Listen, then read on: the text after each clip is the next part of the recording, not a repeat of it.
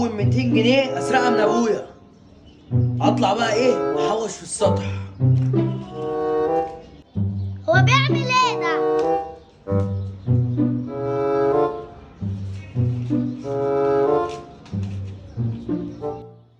هو رايح فين ده؟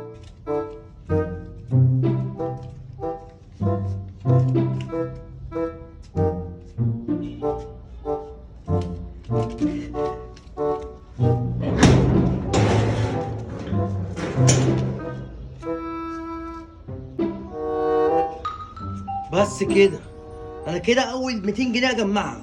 اعمل ايه بقى؟ اخبيها فين؟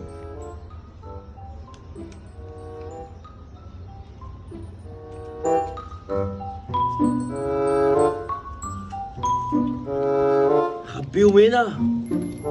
وكده ابويا ما يبقاش هيعرف مكانهم خالص، لو اتشقلب يبقى هيعرف مكانهم. في وش الزباله كده كاني مفيش حاجه.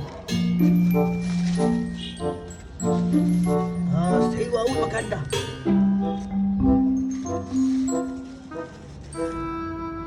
اول ما اجمع 1000 جنيه اخدهم واسافر. بس كده.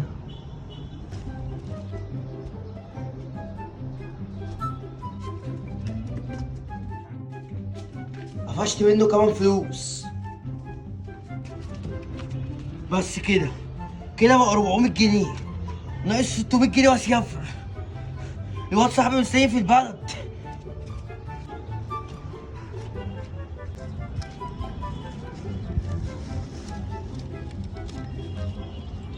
فكده 400 جنيه، كده ناقص 600 جنيه. لا انا مش مستريحه للواد ده تاني مره يطلع السطح. انا بقى اطلع وراه اشوف فيه ايه.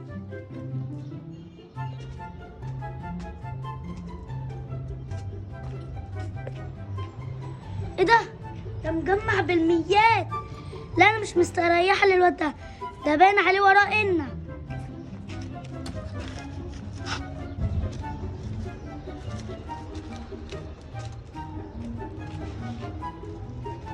بس انا هستناه يطلع تاني واشوف بيعمل ايه.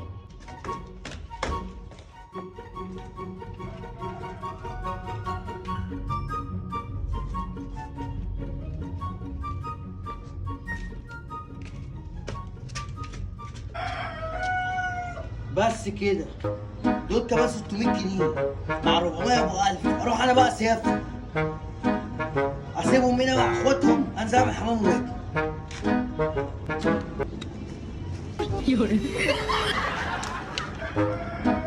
كده 1000 جنيه.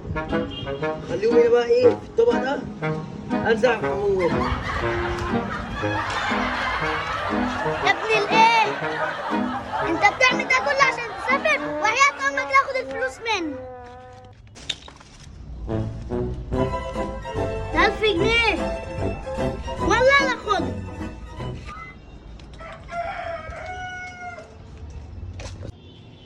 انا هاخدهم بقى واشوف هيسافر ازاي.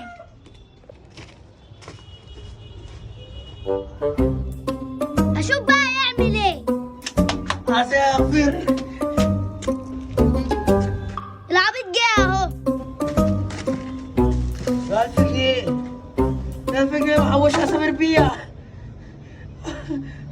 1000 جنيه، شا عمري، شا عمري، شا عمري،